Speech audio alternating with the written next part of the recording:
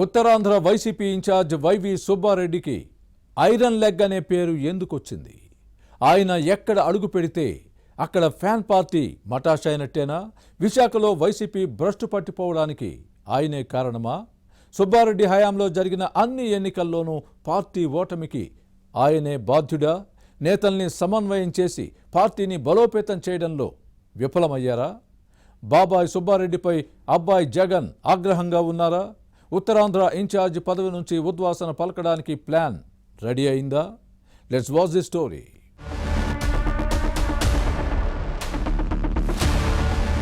YV Subba Reddy వైసీపీలో కీలక నేత, పైగా పార్టీ అధినేత జగన్ కు బంధువు.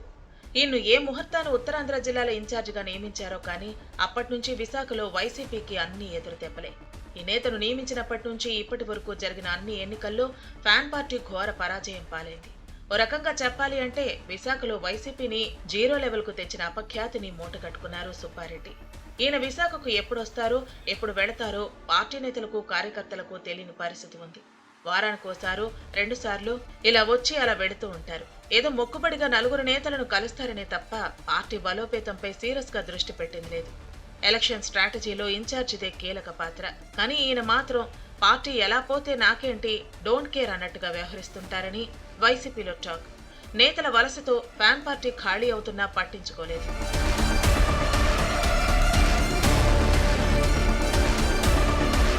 మరోవైపు ఇన్ఛార్జి పదవిని బాధ్యతగా నిర్వహించకుండా భారంగా భావిస్తున్నారని సొంత పార్టీలోనే విమర్శలు ఉన్నాయి. యథా లీడర్ తదా క్యాడర్ అనే విధంగా ఉంది ఉత్తరాంధ్ర వైసీపీ పరిస్థితి. వైవి సుబ్బారెడ్డి పార్టీని ఎలా లైట్ తీసుకుంటారో క్యాడర్ కూడా ఈయన్ను అంతే తేలిగ్గా తీసుకున్నారు. ఈ నేత విశాఖ వచ్చినప్పుడు తనకు ఎవరూ బొకేలు పూలదండలు తేవద్దని మెసేజ్లు పెడుతూ ఉంటారు. గతంలో విజయసాయిరెడ్డి ఉత్తరాంధ్ర ఇన్ఛార్జిగా ఉన్నప్పుడు విశాఖకు ఎప్పుడొచ్చినా హడావిడి ఉండేది.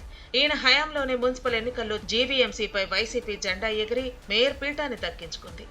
వైవి సుబ్బారెడ్డి వచ్చిన తర్వాత స్టాండింగ్ కమిటీని ఫ్యాన్ పార్టీ కోల్పోయింది. వైసీపీ కార్పొరేటర్లు కండువాలు మార్చేసి టీడీపీ జనసేనలో జాయిన్ అవుతున్నా పట్టించుకోకపోవడంతో స్థాయి సంఘం ఎన్నికల్లో ఓటమిని మూటగట్టుకుంది.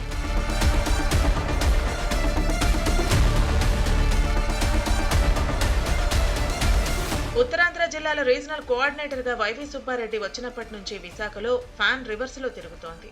సర్వీసింగ్ చేయకపోతే బేరింగ్స్ జాయ్ అయ్యే ప్రమాదం ఉందని ముందుగానే కొందరు నేతలు వైసీపీ అధినాయకత్వం దృష్టికి తెచ్చినా అప్పట్లో సీరియస్ గా తీసుకోలేదు.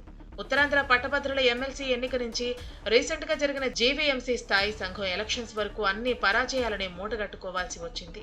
అలాగే ఈయన హయాంలోనే కీలక నేతలు పార్టీ విడిచి వెళ్లినా ఏమాత్రం పట్టించుకోలేదు. అప్పటి విశాఖ జిల్లా వైసీపీ అధ్యక్షుడు పంచకర్ల రమేష్ బాబు, వంశీకృష్ణ శ్రీనివాస్, సీతంరాజు సుధాకర్ వంటి నేతలు పార్టీకి గుడ్ బై చెప్తారని ముందే తెలిసినా సుబ్బారెడ్డి వారిని నిలువరించే ప్రయత్నం చేయలేదట. అందుకే జిల్లాలో పార్టీ భారీ మూల్యం చెల్లించుకుందని వైసీపీ శ్రేణులు ఇప్పటికీ ఆవేదన వ్యక్తం చేస్తూ ఉంటాయి. అంతేకాదు నేతల మధ్య విభేదాలు ఉన్నా చిన్న చిన్న సమస్యలు వచ్చినా పరిష్కరించే చొరవ తీసుకోలేదు. నేతల కీచులాటలతో పార్టీకి డ్యామేజ్ జరుగుతున్నా కంట్రోల్ చేసేందుకు చర్యలు తీసుకోలేదు.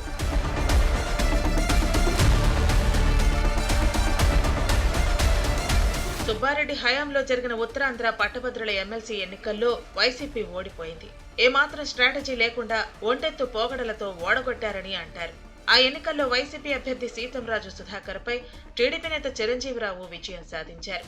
అప్పటి నుంచి ఉత్తరాంధ్రలో ఆ పార్టీకి పతనం ప్రారంభమైన వైవి సుబ్బారెడ్డి అంటే ముట్టినట్టుగా వ్యవహరించడంతో అసెంబ్లీ, పార్లమెంటు ఎన్నికల్లో ఘోర పరాజయాన్ని మూటగట్టుకోవాల్సి వచ్చింది. ఈయన ఇన్ఛార్జిగా వచ్చిన తర్వాత జరిగిన అన్ని ఎన్నికల్లో వైసీపీ ఓడిపోవడాన్ని జగన్ సీరియస్ గా తీసుకున్నారట.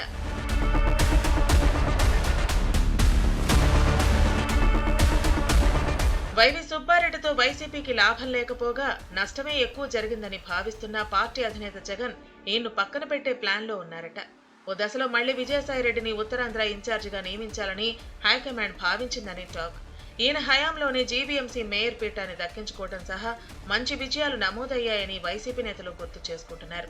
కానీ విజయసాయిపై భూకుంభకోణం ఆరోపణలు రావడంతో పార్టీ ప్రతిష్ట మసకబారింది. ఇటీవల దేవాదాయ శాఖ అసిస్టెంట్ కమిషనర్ శాంతి వ్యవహారంపై రచ్చ జరగడంతో పార్టీ ఇమేజ్ డ్యామేజ్ అయింది. దీంతో ఇన్ఛార్జి పదవిని ఈయనకు ఇచ్చే ఛాన్సే లేదన్న వాదనలు ఉన్నాయి.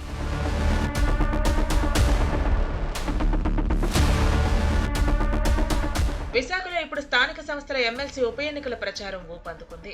విజయనగరం జిల్లా మాజీ మంత్రి బొత్స సత్యనారాయణ వైసీపీ అభ్యర్థిగా బరిలో దిగారు.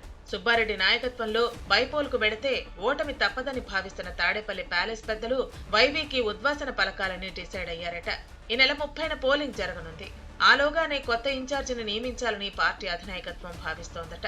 సమర్థుడైన నేతను నియమించాలని ఆలోచనలో ఉన్న జగన్ ఈ అంశంపై ఫోకస్ పెట్టినట్టు సమాచారం. మరి బాబాయ్ విషయంలో అబ్బాయి ఏ నిర్ణయం తీసుకుంటారో చూడాలి మరి.